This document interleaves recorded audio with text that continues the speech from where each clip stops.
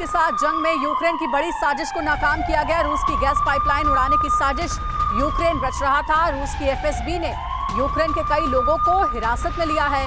Magnetic mines और plastic explosive भी बरामद किया गया है। तुर्की तक जाती है ये गैस पाइपलाइन।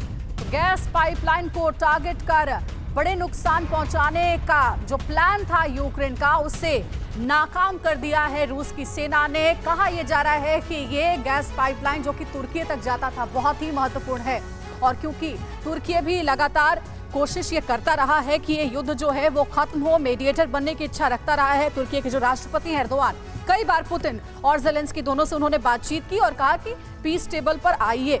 अब इस बीच गैस पाइपलाइन को नुकसान पहुंचा करके जाहिर है कि रूस को और तुर्की को दोनों को एक साथ बड़ी चोट देना चाहता था यूक्रेन। इस बारे में जो अब डिटेल्स है वो आपके साथ हम शेयर करने वाले। रूस के हमलों का जवाब देने की यूक्रेन की जो रणनीति है वो आपको हम बिग वॉल पर बताएंगे कि आखिर कैसे बड़ी प्लानिंग यूक्रेन में रची जा रही थी। ये सिर्फ 10 जर्सी गायों के साथ हर साल 18 लाख कमा रहे हैं। आपको भी ये सीखना है तो फ्रीडम ऐप को अभी डाउनलोड कीजिए।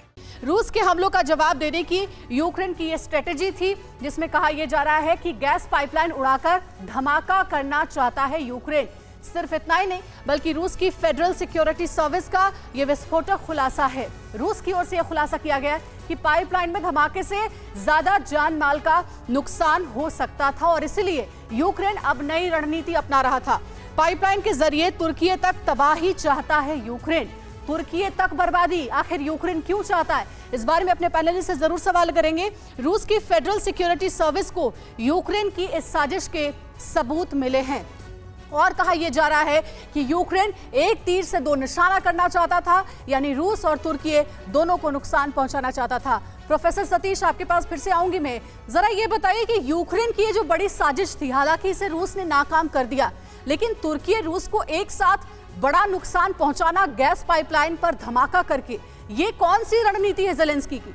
देखिए, युद्ध में कोई भी रणनीति अगर देश के लिए उसके पक्ष में हो तो काम करने का काम करता है। देखिए, खाद्य पदार्थ, ऊर्जा शक्ति और फिर न्यूक्लियर, तीनों को अगर हम देखें एक आईने में तो नजर आएगा कि तीनों देश, चाहे वो अब अमेरिका हो, चाहे यूक्रेन हो, चाहे रूस हो, अब जहाँ जहाँ पर उनको मौका लग रहा है उन बटन को दबाने की कोशिश कर रहे हैं। तो ऐसी परिस्थिति में जहाँ पर मानवीय मूल्यों का और बाकी नियमों का उल्लंघन बड़े स्तर पर हो रहा हो, तो वैसी परिस्थिति में हम ये उम्मीद नहीं कर सकते पुतिन से कि वो मौका मिलने पर वो काम नहीं करेंगे जो उनके हिक में है। वो बिल्कुल, ये सिर्फ 10 जर्सी गायों के साथ हर साल 18 लाख कमा रहे हैं।